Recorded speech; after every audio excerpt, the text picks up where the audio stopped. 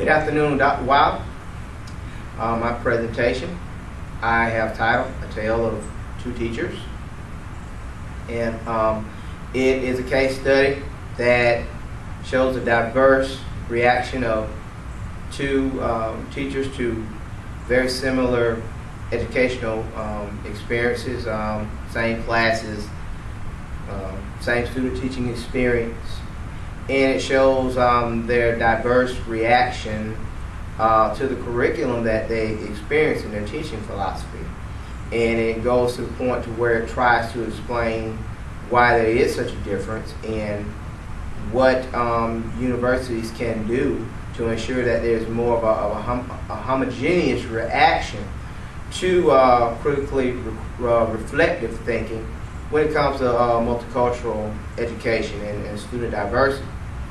And I think the whole point was to see, or to get a basis for a kind of a, how can we say, a standard with producing teachers that have an attitude of really being more than just accepting of multicultural diversity, but actually embracing it in their individual teaching philosophy in the classroom.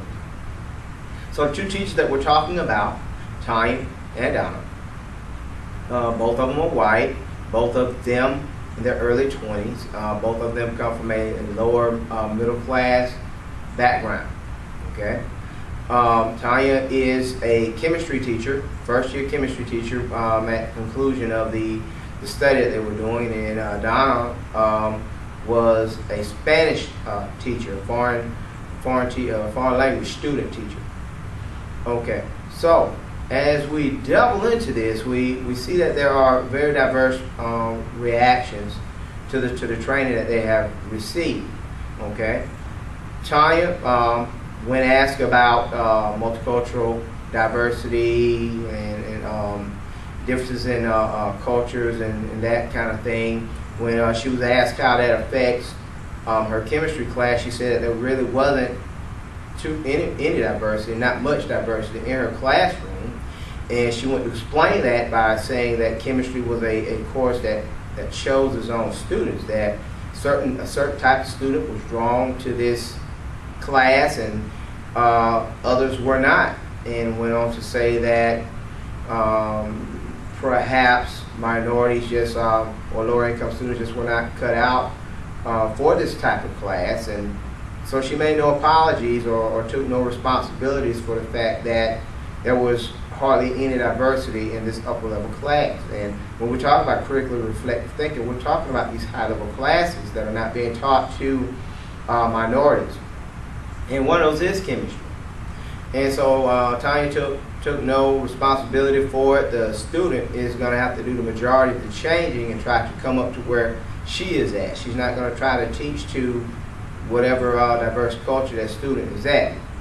So then you look at Donna. Donna had a different background. She had a minor,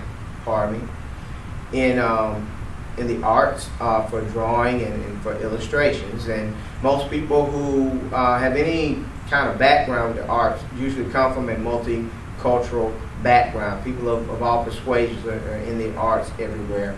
Also, she's teaching a minority language, which is Spanish.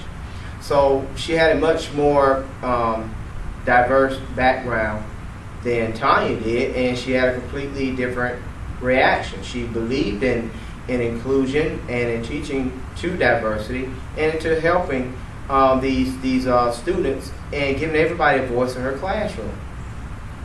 And so as she would see some of the kids that had a lower economic standing being marginalized in her school, she constantly tried to fight back against the dominant mainstream culture to be inclusive in her classroom, where everyone would have a voice in what was going on. And I think that we need more teachers like Donna and less teachers like Tanya.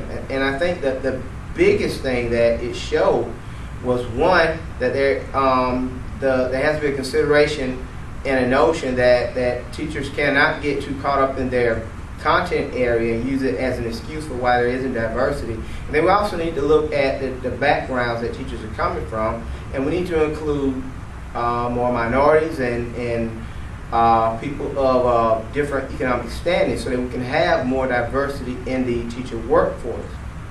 Also, this our educational system needs to further embrace the concept of multicultural diversity and teaching for it in our universities. It can't be an afterthought. It can't just be something or additional class that we give. It has to be a foundational principle that the large majority of teachers that are in this field shall embrace, because it's not going to change overnight.